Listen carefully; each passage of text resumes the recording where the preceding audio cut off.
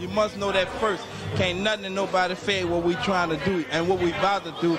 Second thing is, we got this game on our level. You understand what I'm saying? Welcome to another episode of In Space with Chris Connor. I am your host, and I tell y'all that we have special guests, but I haven't had someone in the New Orleans Saints Hall of Fame just yet. But today's a first. I have Lance Moore, Saints legend, and also a part of Boo Crew Media now, man. Lance, welcome to the show, man. Appreciate you. Thanks for having me. Looking forward to it. And shoot, man, let's talk about it. All right. So today, as we talked about before we started, that I kind of forgot today was draft day, and you know, it kind of had me. I had an idea of some of the things that I wanted to talk about with you in regards to your career, you know, and things. And I was like, draft. It's kind of had me to add a few different things in here because, and you even put a tweet together today about what this moment that a bunch of different men and families are about to experience, for better or for worse, depending on the situation that they end up in. And I thought it was really interesting, and I wanted to, get a little bit more on it before we get into, because I mean, today, for you being someone who was undrafted coming into the league, it maybe gave you extra fuel that, who knows if you end up as a fourth rounder, a fifth rounder, first rounder, maybe it's different. Maybe your career is completely different. But to the tweet, you said, I have bittersweet memories of the draft. These days, my focus changed to excitement for the men who will hear their names called. Also, those who don't gain an extra chip on their shoulder that they'll take with them as they become undrafted free agents. Good luck, men. I'm really interested in when you say bittersweet memories of the draft.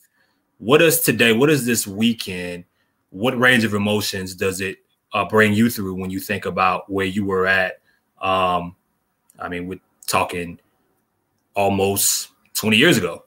Yeah. So I mean, it was 18 years ago. Obviously, I was part of, which I wasn't drafted, like you said, but the 2005 draft class was my rookie class. And for a guy who had such a great career in college, I played at Toledo. I was all-conference a couple of times. I was honorable mention All-American as a senior. To not hear my name called was disappointing, I would say, at the very bottom level, but heartbreaking in terms of, somebody always had this dream to be drafted and then to not be drafted.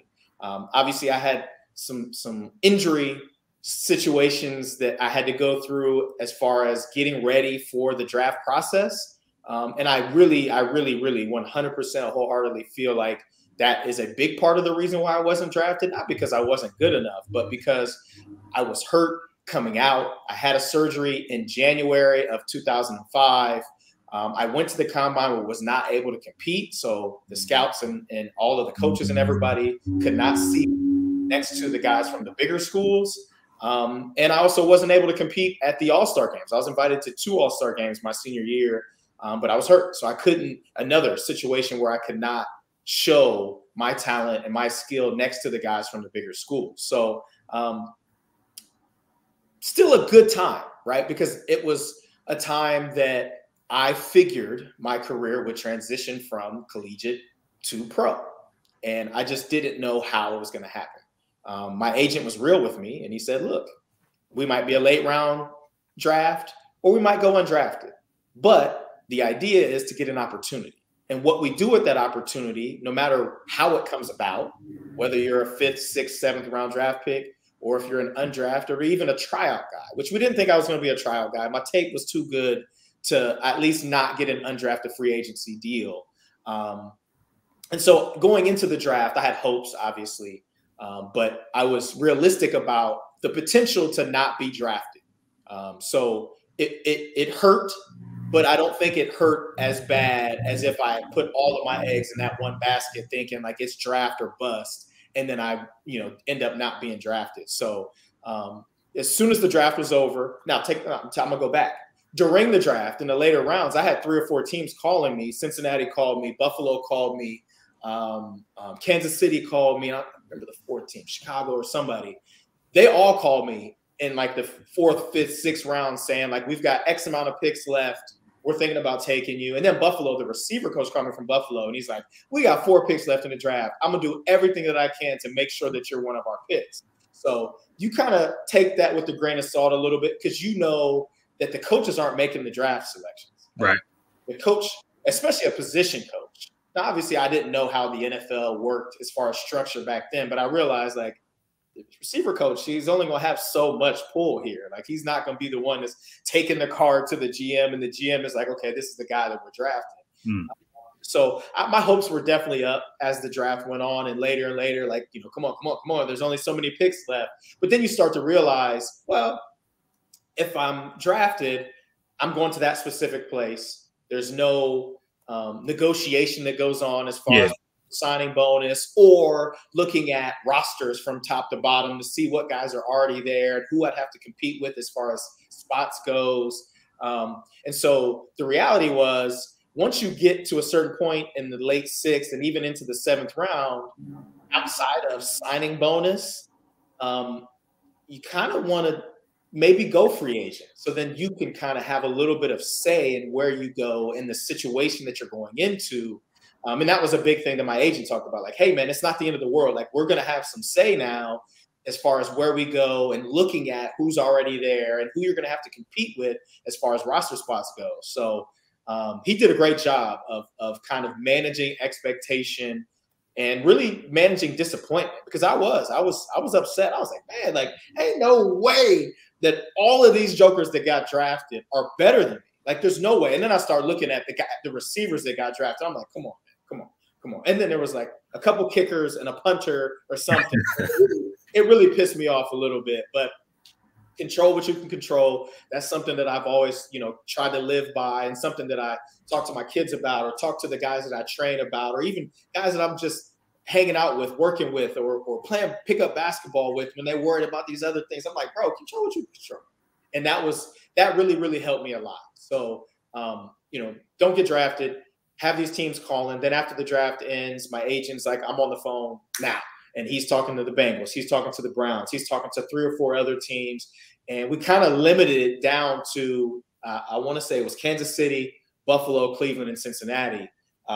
And we just looked at the rosters, and I was like, man, I'm an Ohio guy. I wouldn't mind Ohio. I got family in Cleveland.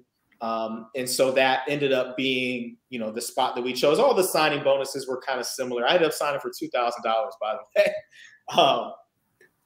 But for me back then, that was a lot of money, man. Brett, I didn't grow up with any kind of money, and those little scholarship checks were definitely not close to $2,000 back then. So, you know, I was happy and thinking about, you know, what was next. But definitely appreciative to get an opportunity, even though it didn't come the way that I thought it would or should. But yeah, it was I think about the draft these days, kind of both ways, right? Like, these guys are going to change their lives today. And literally in an instant, these guys are going to be like, they're in the league. Like, you go from, I'm sitting at college on campus, potentially with my family or my girlfriend or my friends or whoever, and then all of a sudden I'm in the NFL. And that's how it changes. That's how quick it is. And it is a great feeling, regardless of how it happens.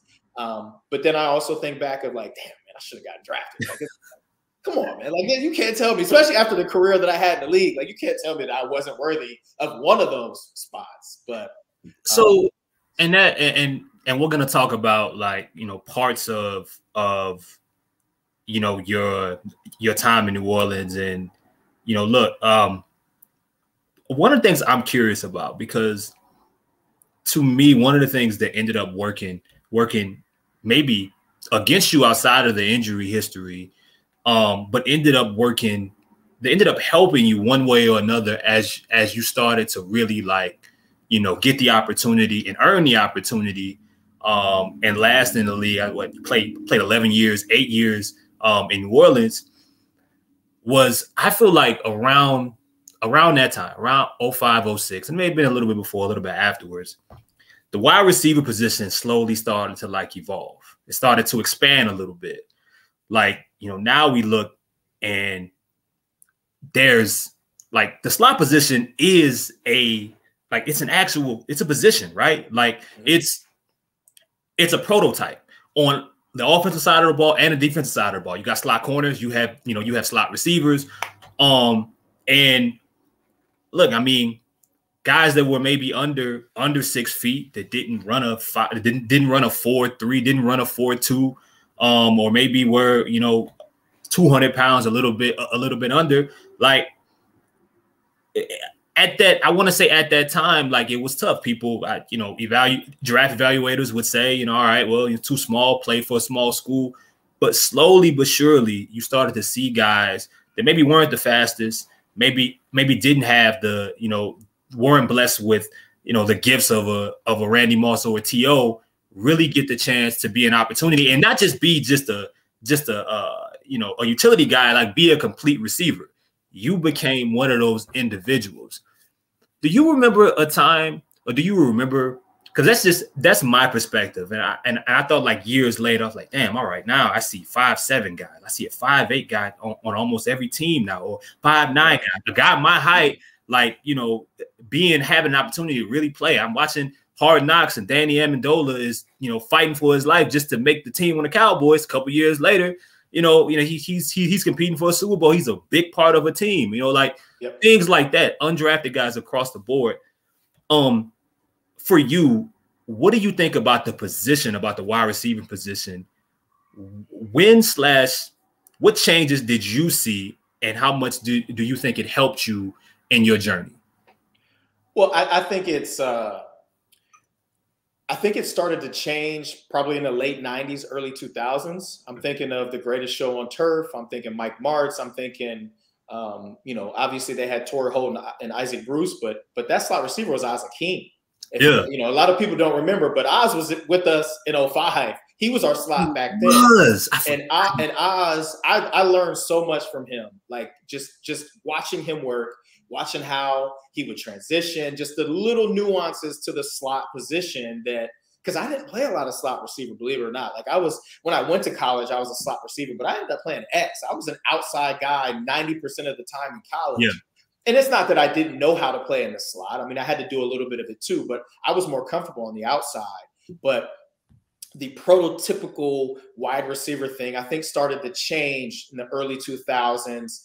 And once you see smaller guys, Wes Welkers, guys like that start to have success, then the eyes start to open up around the league. Like, okay, well, maybe we can find a Wes Welker, or like you said, a Danny Amendola, or a Steve Smith, or a Julian Edelman. I mean, these guys who are not prototypical 6'4", 220, 215-pound receivers. And it really allows for the position to evolve, because the amount of skill that it takes to play the position is not limited to big people. Small people have the skill as well. And now you see how it is. Like you said, it is a position. 90% of the league, I would say, starts a third wide receiver. And in contrast, defenses are starting a nickel cornerback or a nickel DB in that slot. And I think a big part of it is obviously the offenses are more wide open. So the ball is in the air more, and you usually want to have more wide receivers on the field if you're throwing the football, right? More receivers, more DBs. I mean, it's just kind of where the game has gone in the modern NFL. But I think it's a good thing, right? Because when I got to New Orleans in 05, it was obviously Jim Haslett. I'm just trying to make the team, do whatever, play receiver, play DB, do whatever it takes. But then in 06, Sean comes in and takes over, and he's putting guys in specific spots, specific roles. And I think a part of what I wanted to do is to try to stand out, is to try to master all the positions. Yeah. Right? So I didn't say, okay, he's got me at Z. And I'm like, back then I was probably the 5th Z, or something like that, maybe the 6th Z back then. And so I was like, okay, well, I'm going to master this Z, but I'm also going to learn the X. Oh, and guess what? I can go down inside too. And once I started to show them that I mastered the offense up here and making the plays on the field, they're like, man, this dude is pretty good. And so that's when the opportunity started to come. And for whatever reason, I just had a knack for being able to play inside. So third downs, red zone situations, big moments in games, I was playing inside. And he knew that I had the skill set to be able to create separation, to be able to make catches in tight and contested windows. And I feel like that was kind of developed over time. I think some of it is natural, but you got to be quick. You got to be able to think quickly. You got to be able to, move and condense spaces in there because there's not as much room, which benefits smaller guys, right? Because we're usually quicker. But on the flip side of that, I think that Sean was kind of a genius when he said, hey, not only can we use this smaller, quicker, shifty guy on the inside, but we got this big guy in Marcus Colston that has some quickness, but he's also got big size and strength. And we've seen a lot of that with Michael Thomas over the last several years is they're big in the slot. And they're usually playing against smaller DBs. They might be quicker, but these guys are able to slap these dudes and basically just become a faster tight end on the inside. And it's a mismatch, and it's a matchup nightmare for defenses. And I really think that Sean has kind of continued to be an innovator as far as offenses are played and the positions are filled, because he's like, hey, I got Lance on this side, then I got Marcus on this side, and they're both in the slot and can't guard both of them. And it's like, that to me is where you really can change the game. When you've got guys that are very, very versatile, you can move them from inside to outside, from left to right, and backfield and motions. I mean, that's when you become multiple is when you really become really good. And I think that's part of my game that really translated well into Sean's offense.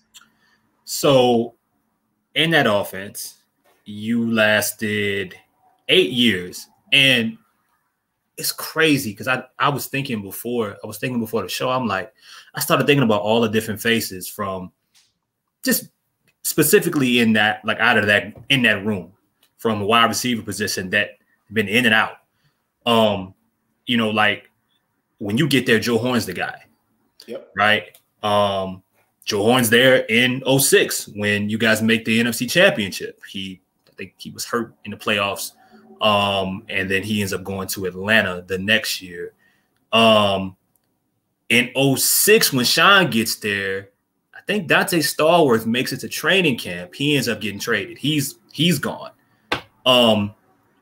And it's so many different names and veterans from, like early on, David Patton. I know Terrence Copper was a guy who does Saints work with my guy David Grubb now. He was a guy in 2006. But I mean, 8 years. And I think given the things that you had to overcome to even be in a position to contribute right away, I'm very curious, like, what do you, it's a mixture of the things that you would contribute that to. I mean, system, coaching, players, Drew, of course, Sean. But like there wasn't that many individuals. I wish I would have beforehand like looked at just that position and see who lasted at least 8 years from in Sean's time in New Orleans at that position group.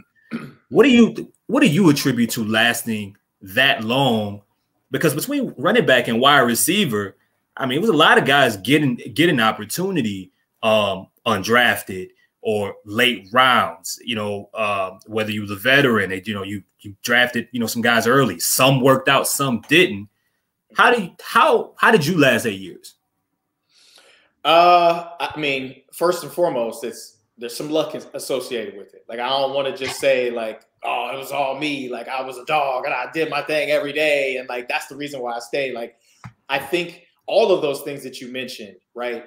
Having Sean, having that offense, the fit, Drew, the receiver coach. But really, I think on my end, it was seizing opportunity. Mm-hmm. It was looking at what I could do on any given day and not worrying about the other numbers that are in the receiver room, or not looking at the depth chart and saying, well, shit, they got me. I'm the third X this week, but I should be starting or whatever. Like, I didn't worry about that. I would just show up to work, man. And honestly, it didn't matter from day one in San Antonio in 2005, Jim Haslett, to my last day playing in the NFL. would have been week 17 against the Bears as a Detroit Lion in January of 2016, right? In my mind, it was, you ain't made it yet. You still haven't made it. You haven't made it. You haven't made it. Because if you get that comfortable and you think that you made it, that's the beginning of the end for you. Yeah. And for me, I never had it easy in the NFL, right? Cut 5 times, undrafted, from place to place, up and down from the practice squad. Like, I never had it easy. So I didn't have the ability, even after signing a big deal to come back to New Orleans in 2011. In my mind, it was like, I still got to grind because they're going to try to get rid of me just like they've been trying to get rid of me the last 5+ years, So it had a lot to do with that, right? Just show up to work, handle your business every single day, and don't let it get redundant. It's redundant as hell playing football in the NFL. Like, it is like it's almost like the season now is even longer than when I played, clearly, but those days get long. And how do you best adjust and make sure that you're getting the most out of every single day? That, for me, was a big part of it. Just being able to think about what I need to do today to just get a little bit better, right? And then if I'm getting a little bit better the next day, and I keep stacking them, then I'm showing every day, like, damn, this dude can still play. We got to keep him around. Because I know I was smart enough to understand, as hard as it was for me to get on, it's going to be even harder for me to stay on. So I'm going to do whatever it takes to make sure that it's going to be hard as hell for them to get rid of me. So, yeah, it had a lot to do with situation, coach, receiver coach, quarterback, offense. But for me, it was about, I'm going to be prepared so that when that opportunity comes, I'm not going to let it slip through my fingers. And that to me was like, it showed up in the games, obviously, but it showed up every single day in practice, or I would not have been able to make it 8 years in that offense and 9 years in the Saints organization. You mentioned your receivers coach, Curtis Johnson, for the majority of your time there. A funny story about Curtis. I accidentally got a chance to talk to him, I want to say about a month ago. I had a radio spot with Reggie Floyd and WBOK, and he had Coach was in the studio, and they were talking about, and I don't remember exactly what the subject was.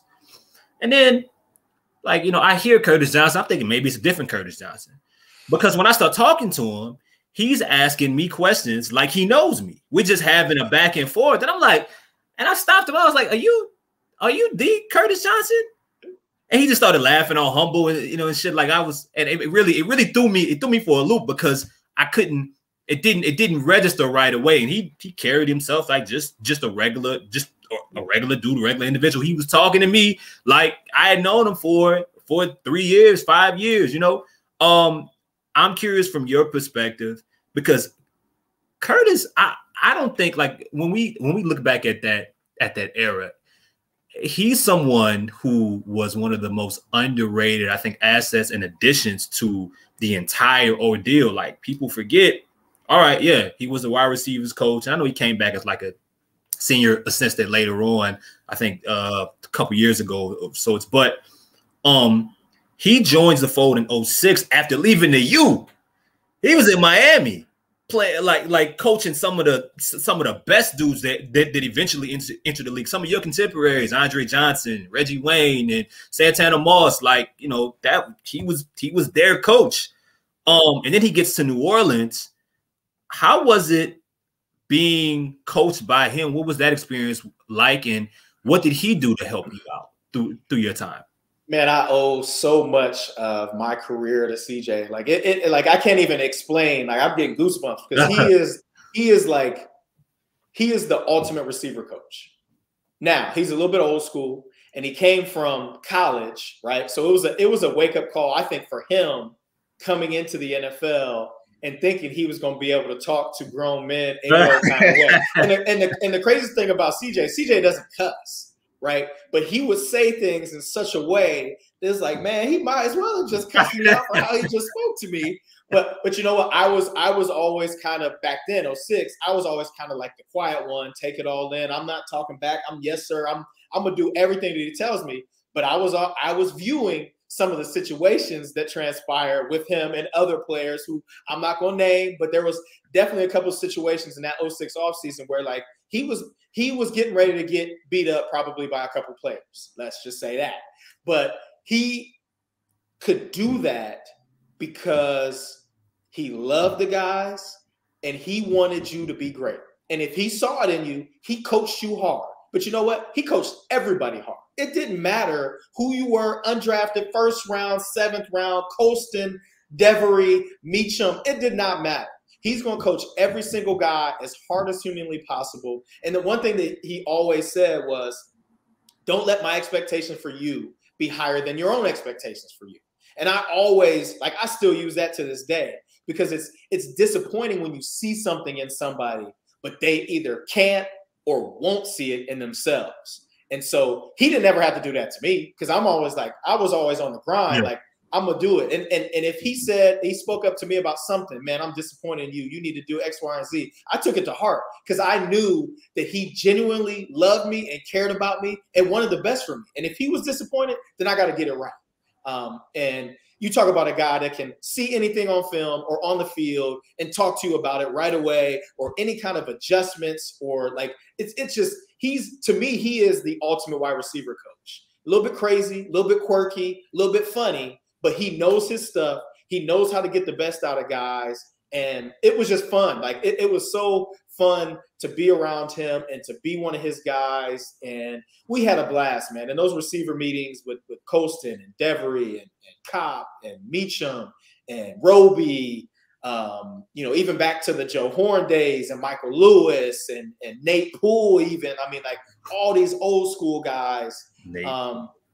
CJ coached hard, man. And he is unique. He's one of a kind. And if I was a head coach, I would want him as my receiver coach 10 times out of 10 because he is that great at what he does and bringing the best out of his guys. I mean, shoot, look at Mike T in his first couple of years. CJ was his coach.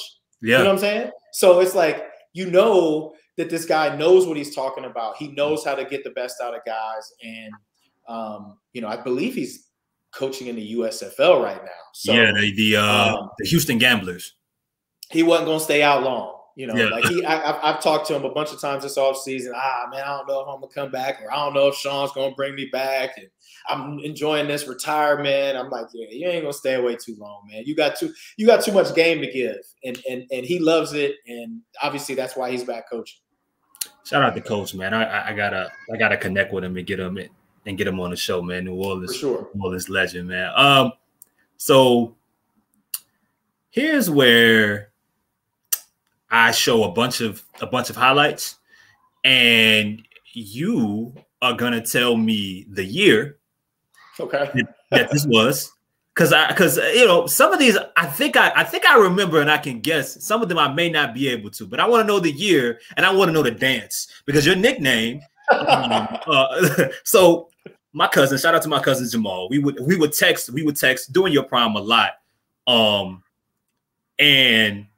We would Saints would get in the red zone, and even when Jimmy was there, we'd be like, all right, it's Last Dance more time, right? He'd be like, yeah. He'd be like, all right.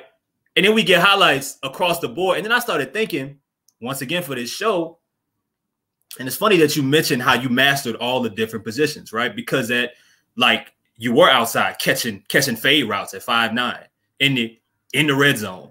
You were catching seam patterns in the middle of 7 people. Mm-hmm. All right, somehow getting up, not being concussed. Like you ran the traditional option and option routes that people would try to face you in, but you did a little bit of everything. And let's get to it. Bills 15, Drew Brees. Welcome back, Lance Moore, for the 15-yard touchdown and the I'm gonna dance like and it. Don't quite know what that is. Keeping it. Lance, what the hell was that? I don't remember what that one was called. That was called the shoot, I forget what it was called. Something. Oh man. I don't remember what that one's called. That was 2013. I remember that game. That was 2013. I feel like I just missed a game or two before that, and that was like my first game back. What the heck was that called? Think about it. We'll get back to it. We're gonna move to the next one. Hold on. That's right. Drew Brees to Lance Moore. Brees 36th straight game with a TD pass. All right. Yeah, that was a while. Oh, okay. I mean, I'm trying. What year was that? Wow. I think it's 2011. That was, or maybe no. That was throwback jersey. So that might have been. Yeah, that might have been 2011. I think that we only wore those throwbacks a certain amount of times. Yeah, because of I associate, for whatever reason, I associate those particular uniforms with 2011, and there was a Houston game in there that for whatever reason, yes, that game and those uniforms. That was 2011. Yeah, 2011. Because we wore them twice that year. We wore them against Tampa and against Houston. Houston. Boom. All right, let's keep moving. Brees rolls it. Lance Moore extends out and scores the touchdown, much like he did that 2-point conversion in the Super Bowl. 2010. I think so. I think it's either no. Take that back. That was Monday Night Football. The Giants 2011. We were both 5-0, I believe. I think so. Well, damn, because y'all had a similar setup against the Giants in 2009, but it wasn't a Monday night game. It was a late afternoon game. Yep. I think I got a highlight in that as well. What was that? I forget what we used to call that. we used to do that at home. I don't remember. I don't know if that one has a name. I don't know. All right, hold on. We got a couple more here. And here's Drew Brees. He's gotten a lot of time and going into the end zone, and it's caught by Lance Moore for the touchdown. And that was a Gangnam Style. I don't remember what year that was. That was 2012, maybe. That's 2012. That had to be 2012. Yeah. That was 2012. That was the year Sean was suspended. That's how I remember that. Oh shit. Oh, I scored twice. I scored twice in that game. I did the Gangnam Style right there, and then the other one was on the opposite end zone, a little corner route. I did a Euro to a layup on the goalpost. I remember that. Now, I'm ending with this video because my cousin told me, here his opinion, verbatim, he said, this dance pissed me off because Deshaun Jackson did it next and didn't do it as well. 55 yards. Play action to the end zone. Touchdown, Lance Moore.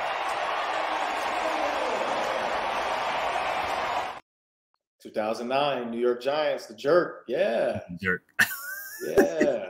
You might have been the first person to do the jerk in the end zone.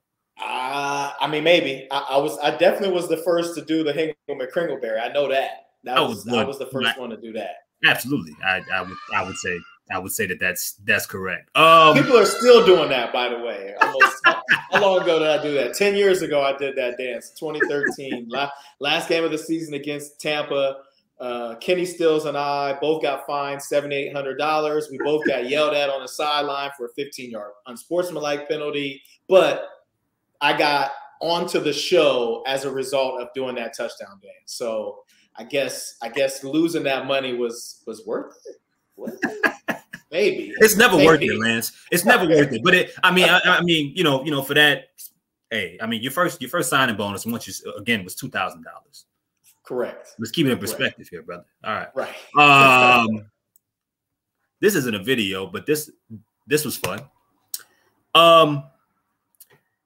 Buku Media asked the best Saints team, period. 09, 2011, 2017, 2018.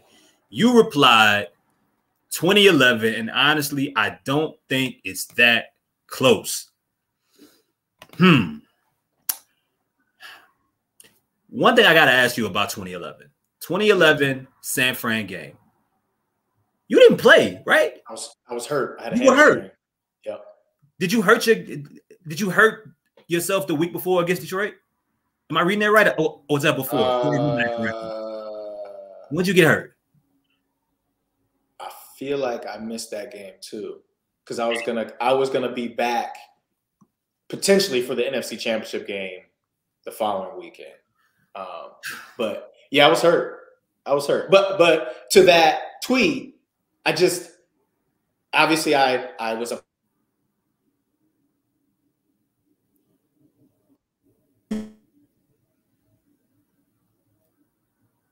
Uh-oh. 2011 Drew. And that to me is reason enough to just say that was probably the best version of Drew Brees. Even better than Drew was better in 11 than he was in 09. In 09, he should have won the MVP, right? Yeah. He should have won the MVP in 11 as well. But I just think starting from there, and then if you want to do a comparison from top to bottom, position to position, I just think we're that 11 team. Not only were we record-breaking offensively, but where do you see any spot that is glaringly better on any other team? I just can't see it. And for those that like to say, well, our defense in 2017 and 2018 was so much better than your defense in 11 and 09. Well, in 11 and 09, we had super bend, don't break, but opportunistic defenses. But our offense was so good, it did not matter. So that's why I think, sure, our defense wasn't great, and maybe you guys would have scored some points on our defense, but we're going to score a lot of points on you because we scored a lot of points on everybody. No matter how good they were in the league that year, we scored a lot of points on everybody. So that's how I look at it. And obviously I'm a little bit biased because I was on that team, but all four of those teams I think were great teams, all four capable of winning a Super Bowl. And when I look back, it's a shame that Sean and that regime only won one Super Bowl, because I think realistically, like 2 minimum, and that team, that group could have won 4 Super Bowls for sure. We could have been, looked at like the Patriots or starting to look like the Kansas City Chiefs, or a team that is just good every single year and has a chance to win a Super Bowl. But hey, man, it doesn't work like that. And that just goes to show how hard it is, to win a Super Bowl. Obviously Tom Brady in New England made it look different. Kansas City and Patrick Mahomes and those guys are making it look a little bit different. But it's hard, man. And a lot has to go your way for it to happen. And, obviously there was a lot of fun banter involved in that tweet. But I just think that, I would be interested to hear what coaches around that team, both from New Orleans and other places, would think about, that tweet, just to see like their perspective, because obviously players from 17 and 18 are going to say 17 and 18, and players from 09 and 11 are going to say, oh, that was us. Just, as a natural competitor, that's what we do. I think the reason you put 2011 over the top of people should is just because I think out of the group, while, they all had really good to explosive offenses, they all had different type of defenses, some solid, just, from a yardage and from a total ranking standpoint, others from a turnover perspective. But 2011 had the most unstoppable offense. Like it had the most ridiculous offense, right? Like think about like Pierre goes out, and I mean, I think this is like I hear this all the time, but I believe it. If Pierre doesn't get concussed in the beginning of that game, I think Dante Whitner to hit him. Mm-hmm. If Pierre doesn't go out that game, I mean, if he doesn't fumble the ball, if he doesn't get concussed there, you more than likely end up scoring it. The trajectory of that whole game changes. But to think, without Lance Moore, without a Pierre Thomas, you still scored, I think, over 30 points on another really great San Francisco defense in like on the road for a team that still had that reputation at the time of not being able to carry their offense on the road to be the same team. Man, I mean, when you think about the parts from Sproles, the offensive line was still solid. Drew was Drew. Like you mentioned, arguably the best version of Drew. Colston was still really, really good. yourself, Jimmy Graham, Meacham, Ingram. Yep. I think Ivory was on that team, right? Chris Ivory was on that team as well. Mm-hmm. I think like the parts, the amount of different guys that could be thrown in there, and even I think in that game, without you trying to find other guys to step in, guys like Adrian Ayrton came in and made a couple plays. It didn't matter. People walked in because of some of the pieces that were there. I don't think Jimmy was 100% at that time either. It felt like every year by that point, Jimmy was battling something. I could see how you would say that. A couple breaks the next week, I think, and that's what sucks about that game, man, because we would have hosted the Giants. Exactly. Yep. Exactly. It would have been the Giants. Who would have had zero chance to come into the Dome and beat us? Like, no chance. Not at that time. No. Not at that time. It was just different. It was different.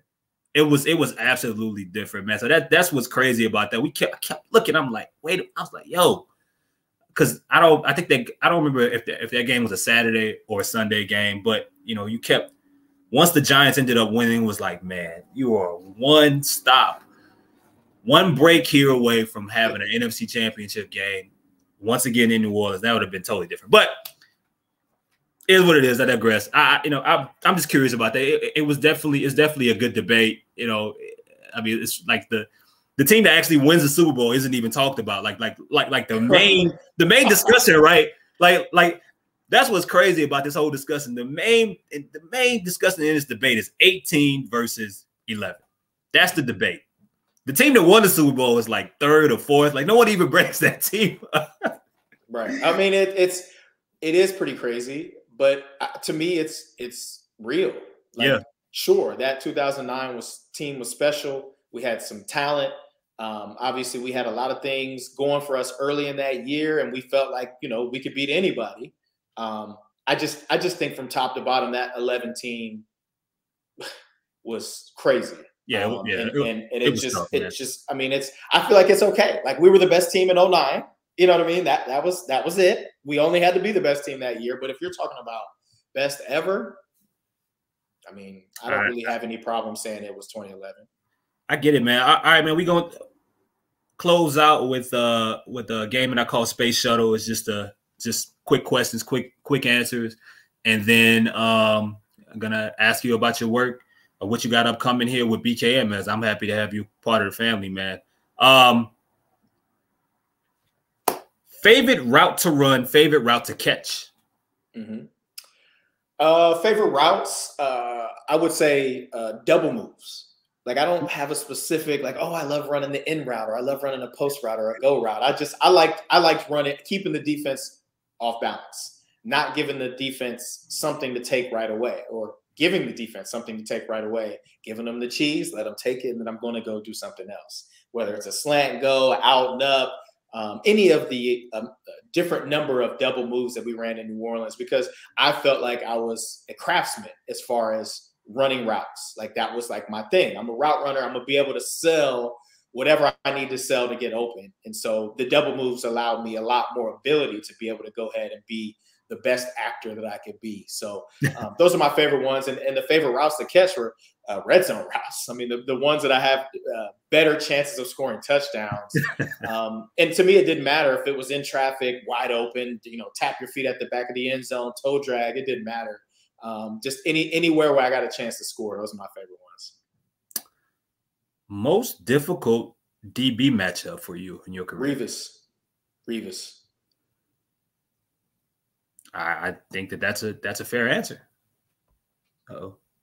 We're breaking up.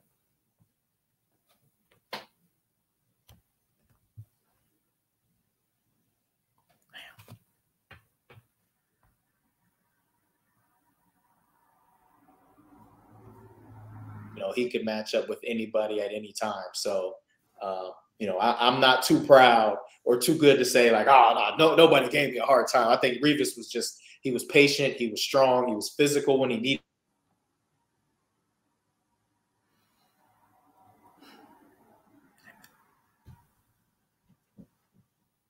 Athletic in there.